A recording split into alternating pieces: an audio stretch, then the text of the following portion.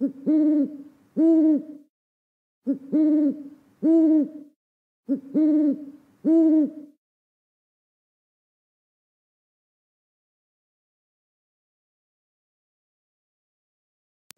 datang di Pojok Santai.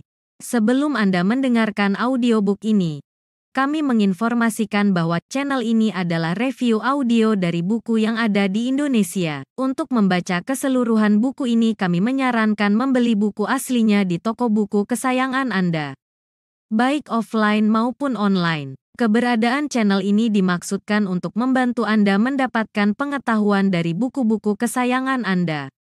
Jangan lupa untuk subscribe, like, dan komen.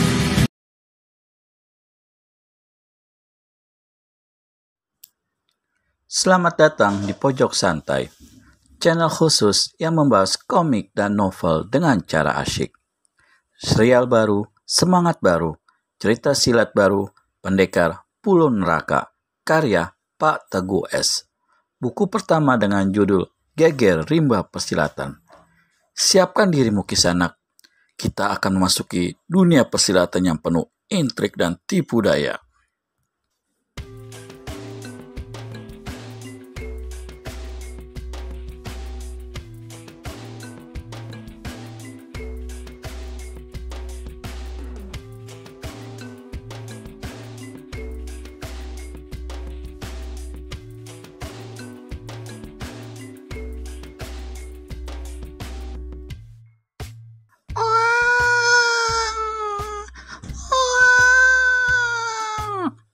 Lengking tangis bayi memecahkan keheningan malam sepi. Suara tangisan itu datang dari sebuah rumah besar berpagar tembok batu yang kokoh menyerupai benteng. Saat itu juga, lampu-lampu dan obor dinyalakan oleh beberapa orang untuk menerangi seluruh sudut benteng itu. Malam yang semula sepi, kini berubah sama sekali, bagai terjadi pesta mendadak. Di salah satu ruangan besar rumah itu, tampak beberapa orang berdiri mengelilingi sebuah ranjang besar yang beralaskan kain sutra halus berwarna merah muda. Seorang wanita muda dan cantik tergolek di atasnya bersama seorang bayi yang masih merah terbungkus kain sutra. Di samping wanita itu duduk seorang lelaki berusia sekitar 40 tahun. Raut wajahnya tampan, namun memancarkan kekerasan. Laki-laki itu menjentikan jarinya. Semua orang yang mengelilingi ranjang bergerak keluar. Sebentar kemudian, laki-laki yang seperti bapak dari bayi itu mengecup lembut kening wanita muda yang tersenyum bahagia. "Anak kita laki-laki," bisiknya pelan. "Iya, tampan sepertimu, Kakang," saut wanita itu lembut. Keceriaan dan kegembiraan tampak menyelimuti wajah mereka. Sedangkan bayi di sampingnya tampak pula terselimut kain hangat. Tampan sekali, kulitnya juga putih bersih. Mereka sepertinya tak puas-puasnya memandang bayi itu. "Sudah kau siapkan nama untuk anak kita, Kakang?" tanya wanita itu lembut seraya menatap wajah laki-laki di dekatnya. "Bagaimana denganmu?" Laki-laki itu balik bertanya. "Belum, tapi kalau perempuan sudah kusiapkan sejak dulu," sahutnya manis. Akan kupikirkan dulu. Mungkin besok baru kuberi nama." "Lebih cepat lebih baik ya, Kakang."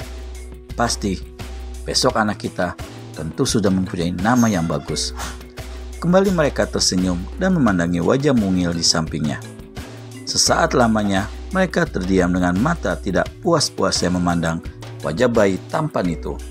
Kemudian, laki-laki berbaju kuning gading dengan pedang menggantung di pinggang itu bangkit dari pembaringan. Langkahnya tegap menuju pintu kamar. "Akan kemana?" "Menemui dukun bayi," jawabnya, lantas membuka pintu dan melangkah keluar.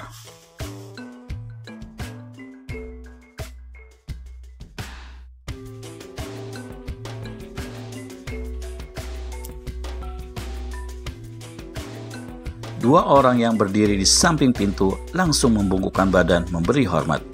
Laki-laki itu hanya mengangguk sedikit. Langkahnya terus terayun, menyusuri gang yang berhubungan langsung dengan sebuah ruangan besar. Sebuah lampu kristal besar tergantung di langit-langit bagian tengah. Di ruangan itu sudah berkumpul orang-orang. Mereka serempak membungkukkan badan memberi hormat. "Terima kasih," kata laki-laki itu seraya duduk di kursi kayu jati yang berukir indah. Sebelah tangannya yang terangkat ke depan, dan dengan serentak semua orang yang ada di ruangan itu segera duduk bersila di lantai. Mata laki-laki itu merayapi wajah-wajah mereka yang kelihatan cerah, tertunduk penuh rasa hormat. "Bertahun-tahun, aku selalu berharap akan kehadiran seorang putra dalam hidupku yang akan jadi ahli waris seluruh padepokan Teratai Putih ini. Nyatanya, malam ini doa dan harapanku terkabul. Untuk itu, aku ingin menyelenggarakan pesta besar atas rasa syukurku akan kehadiran pewaris padepokan Teratai Putih," kata laki-laki itu yang sepertinya adalah pemimpin padepokan Teratai Putih. Suaranya dalam dan berwibawa. Semua orang yang ada di ruangan itu menyambut dengan gembira. Salah seorang yang duduk paling depan berdiri. Dia segera menjura hormat, tangannya terkepal merapat di depan dada. "Ampun Guru Dewa Pedang." "Ada apa Badar?" tanya laki-laki itu yang ternyata bernama Dewa Pedang. "Aku, muridmu yang bodoh ini, memohon usul Guru," kata Badar dengan hormat. "Apa usulmu?" "Bagaimana kalau kita undang para ketua padepokan sahabat? Satu lagi, sebaiknya kita juga menyelenggarakan lomba ketangkasan," usul Badar. Bagaimana yang lain?" Dewa Pedang belum bisa memutuskan. Dia seperti ingin membagi rasa bahagianya dulu kepada murid-murid utamanya. "Setuju, ya setuju, bagus itu," suruh semua orang di ruangan itu serempak. "Baiklah, mulai sekarang kalian kupercaya untuk mempersiapkan segalanya. Aku ingin semuanya dilaksanakan dalam waktu 1 pekan. Saat itu pula akan kuumumkan nama putra pertamaku itu," kata Dewa Pedang dengan wajah cerah dan senyum terkembang lebar. Semua orang yang ada di situ segera berdiri dan menjura hormat. Tanpa diperintah lagi, mereka segera berlalu meninggalkan ruangan itu. Meskipun tidak diperintah secara lisan, mereka sudah mengerti tugas masing-masing. Dewa Pedang segera bangkit berdiri, tapi tidak jadi melangkah. "Badar," panggil Dewa Pedang. Badar tergopoh-gopoh menghampiri. Dia langsung menjura setelah tiba di depan gurunya. "Tolong panggil dukun bayi yang membantu istriku melahirkan. Aku ingin memberinya hadiah khusus," kata Dewa Pedang. "Guru, Nyai Palet sudah meninggalkan padepokan. Dia diantar 6 orang murid tingkat 3, lapor Badar. Cepat susul dan ajak kembali ke sini. Katakan padanya, aku belum sempat mengucapkan terima kasih," perintah Dewa Pedang. "Baik Guru." Badar segera menjura hormat dan langsung berlari meninggalkan ruangan itu.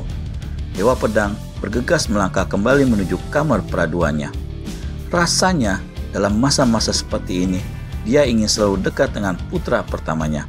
Bertahun-tahun ia mengidam-idamkan mempunyai keturunan untuk menjadi ahli warisnya, dan baru malam inilah keinginannya terkabul. Pada salah satu ruangan lain di rumah besar padepokan Teratai Putih, tampak duduk gelisah seorang wanita muda dan cantik. Di depannya duduk 3 orang laki-laki yang juga masih muda. 3 laki-laki itu menyandang senjata yang berlainan bentuknya. "Apa kalian tadi tidak salah dengar?" tanya wanita muda itu sambil memandang tajam pada wajah ketiga laki-laki di depannya. "Tidak Nyai, Dewa Pedang bermaksud mengadakan pesta besar selama 1 pekan untuk menyambut kelahiran putra pertamanya," jawab laki-laki yang duduk paling kanan. Wanita muda yang sinar matanya memancarkan segudang misteri itu berdiri. Kakinya terayun pelan, memutari 3 laki-laki yang tetap duduk di kursinya. Keheningan menyelimuti ruangan yang berada paling belakang dari rumah besar padepokan Teratai Putih itu. "Ganis," kata wanita itu seraya menghentikan langkahnya tepat di depan laki-laki yang duduk paling kanan. Di tangannya tergenggam sebuah kipas dari logam keras. "Iya, Nyai," saut lelaki yang dipanggil Ganis itu. "Kau tahu, seharusnya bayi itu tidak boleh lahir." Tak kusangka kalau Nyai Palet tidak mengindahkan peringatanku." "Nyai Rengganis ingin dukun bayi itu mati?" tanya Ganis menebak. Wanita yang bernama Rengganis itu hanya tersenyum sinis. "Akan kukerjakan malam ini juga, Nyai," kata Ganis seraya berdiri. "Bagus," sambut Rengganis. "Tunggu dulu, Kakang Ganis," selak laki-laki yang duduk paling kiri. Di punggungnya tersandang sebilah pedang. "Ada apa lagi, Adik Garang? Siapakah mereka? Mengapa di balik kegembiraan ada semacam kebencian? Temukan jawabannya di video selanjutnya hanya di channel Pojok Santai. Segera subscribe dan tekan tombol lonceng untuk mendapat notifikasi video terbaru dari kami. Terima kasih dan sampai bertemu kembali.